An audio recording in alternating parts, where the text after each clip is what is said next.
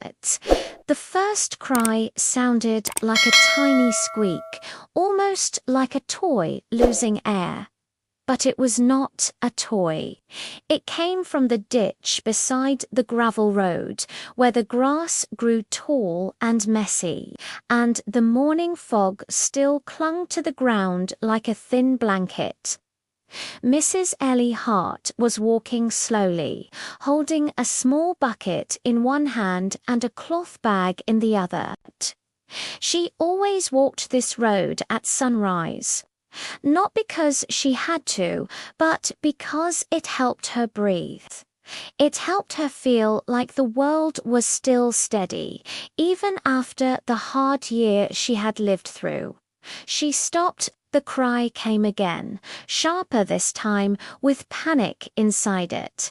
A sound so small and yet so urgent, it made her chest tighten. "Oh no," Ellie whispered, and she stepped off the road. The ditch was muddy from last night's rain. Water pooled in low spots.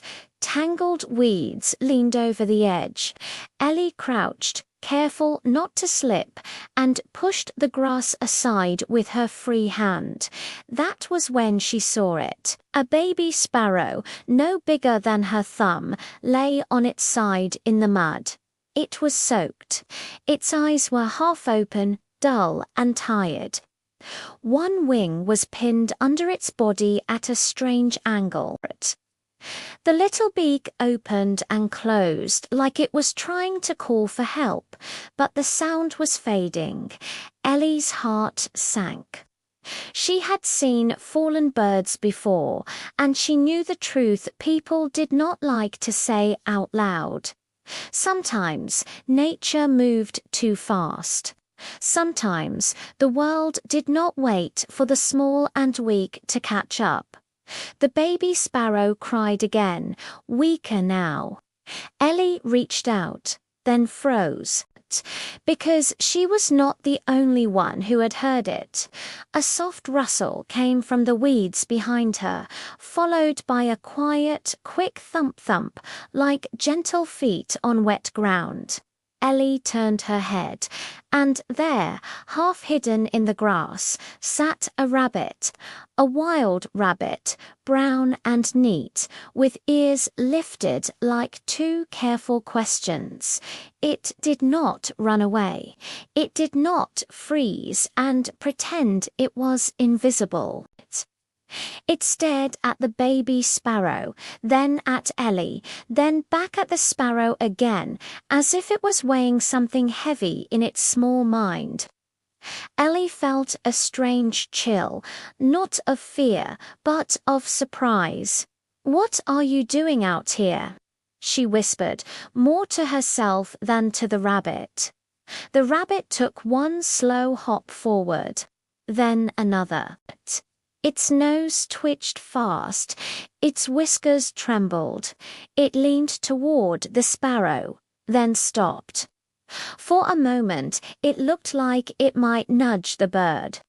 But instead, it turned its head sharply and looked up toward the hedge-line where the trees began. Then it looked back at Ellie, and it did something Ellie would never forget. The rabbit hopped in a small circle, then hopped again, as if saying, "Follow me." Ellie blinked hard. "No," she murmured, "that can't be." The rabbit hopped toward the hedge-line, stopped, and looked back again. Its ears stood tall, steady, like it was sure. The baby sparrow gave a tiny, broken cry. Ellie felt pulled in two directions. Her first instinct was simple. Pick up the bird, take it home, warm it, call the wildlife center. But the rabbit's behavior was so strange, so focused, it made her pause.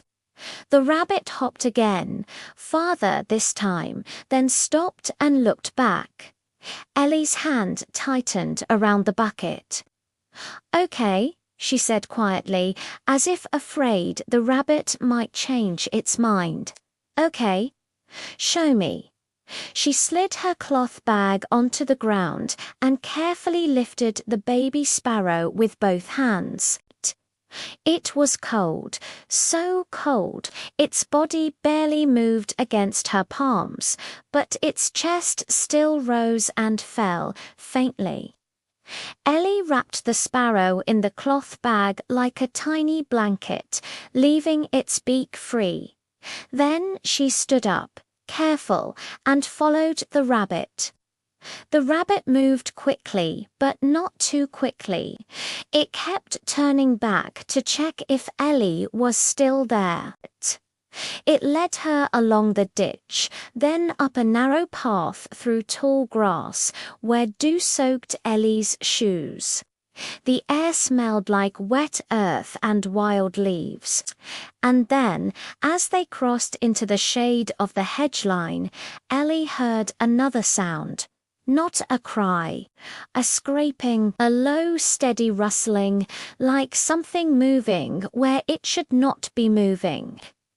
The rabbit stopped.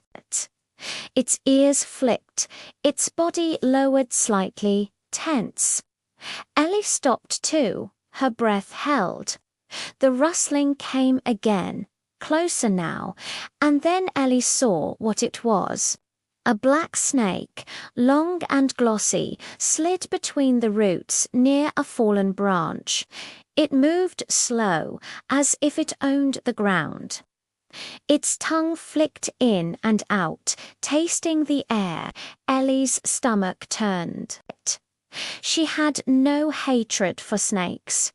She knew they belonged here too, but she also knew what a snake would do if it found a baby bird that could not fly. The rabbit made a sound Ellie had never heard from a rabbit before, a sharp little grunt. It stomped once, the snake paused, its head lifting slightly. Ellie froze. Something moved there. The grey cat. It was back low to the ground, trying to stay hidden. Ellie's heart jumped. The rabbit stomped again, louder, and jumped sideways, like it was trying to draw the cat's attention away from Ellie and the basket. Ellie felt a hot wave of fear. "No," she said firmly, stepping toward the cat again. "Go." She clapped hard. She stamped her boot on the wet ground. The cat hesitated. And in that split second, the adult sparrows launched from the fence in a fast, angry blur. They swooped toward the cat, chirping loud, wings snapping through the rain. The cat jerked back, startled by the sudden attack from above. It turned and ran fast, vanishing into the trees. Ellie stood there, shaking. The rabbit stood in the rain, still and steady.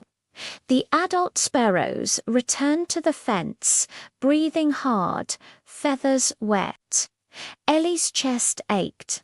Everyone was fighting for the same thing in their own way. Life. Ellie opened the car door and placed the basket inside gently. She shut the door softly, like closing a sleeping baby into safety. She looked at the rabbit again. "You did that," she whispered. "You helped again." The rabbit did not come closer. It just watched, eyes calm, like it knew its work wasn't finished yet. Ellie started the car. The windshield wipers moved back and forth, wiping away rain like tears that kept returning.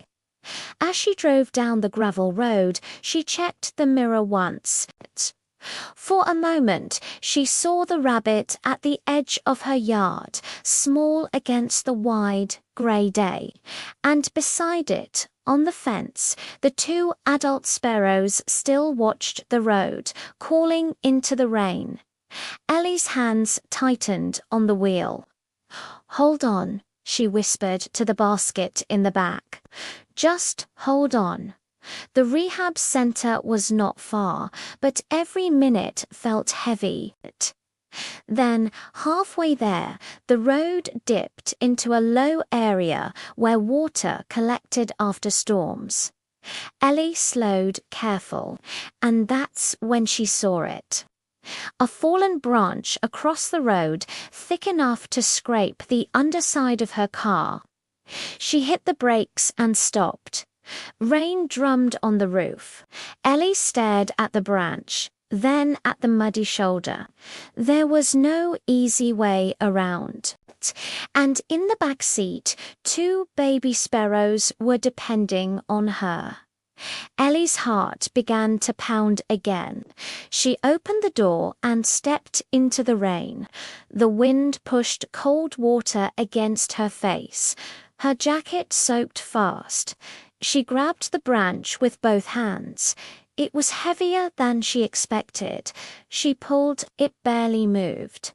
Ellie gritted her teeth and pulled again, boots slipping in mud. Her arms burned. For a moment, she wanted to cry out, not from pain, but from the feeling that everything hard always showed up at once. Tom's illness. The lonely house. Now, this storm, this branch, this road blocking help. Not today, she whispered through clenched teeth. Please. Not today. She dug her heels in and pulled again. The branch shifted a few inches. Then, from behind her, headlights appeared through the rain. A car approached slowly and stopped at a safe distance. A door opened. Someone stepped out, holding an umbrella. Ellie, a voice called. She turned, rain in her eyes. It was Mrs. Ramirez. Ellie stared, shocked. How? Mrs. Ramirez hurried forward. I saw you leave, and I had a feeling. I don't know why. I came after. Ellie's throat tightened. Mrs. Ramirez looked at the branch, then